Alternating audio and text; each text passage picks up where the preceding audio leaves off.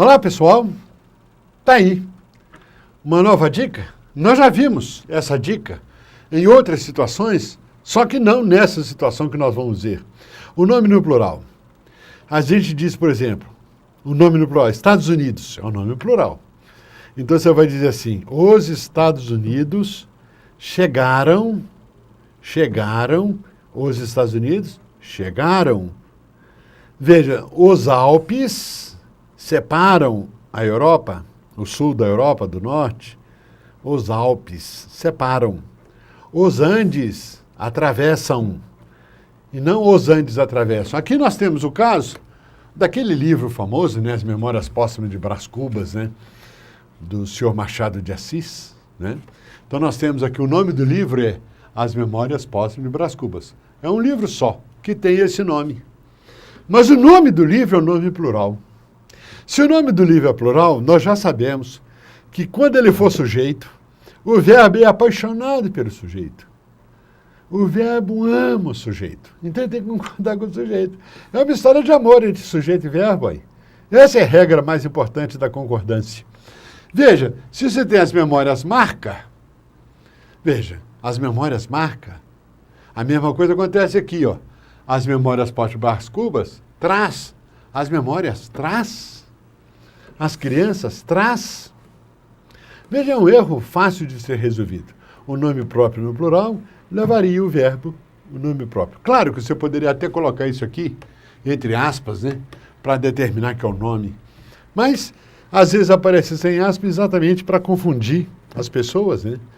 Para as pessoas verem se sabe mesmo português. Vamos ver frase por frase, como é que ficaria correto então.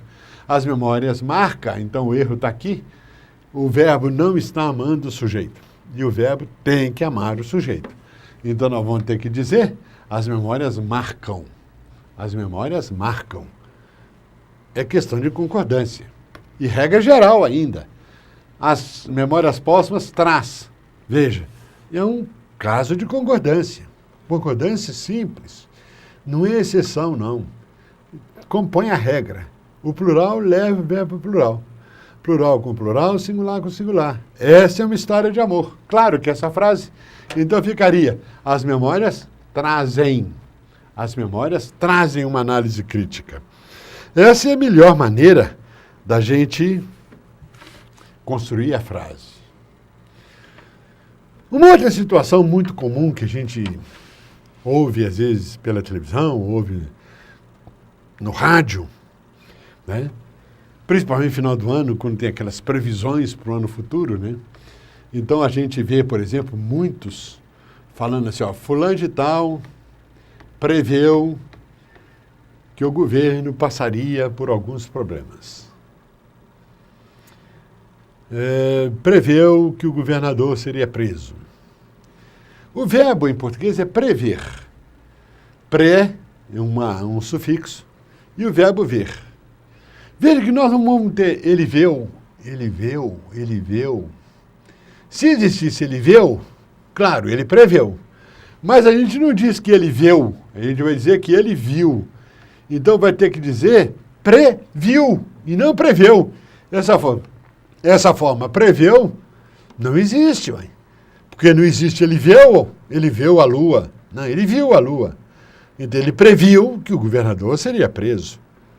Essa seria a melhor maneira da gente construir a frase, fazendo associação de ideias.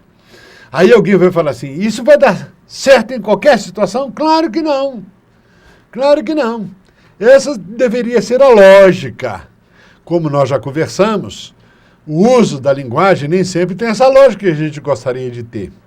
Nós já conversamos sobre isso, né? Às vezes a lógica é desrespeitada. E é legal esse desrespeito à lógica.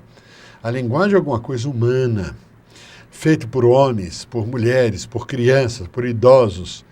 E essa possibilidade da falta de lógica ou falta de explicação das coisas, ela é legal. Eu não preciso de saber por que existe amor. Eu tenho que amar, pronto, mesmo sem saber o que é. É mais ou menos assim que funciona a linguagem das pessoas. Até mais. E aí, gostou dessa dica de português do professor Décio? Então fique ligado porque tem muito mais. Se inscreva aqui no nosso canal no YouTube, compartilhe os nossos vídeos nas redes sociais e fique por dentro de todo o conteúdo da UniUB TV, porque todo o desenvolvimento passa por uma universidade.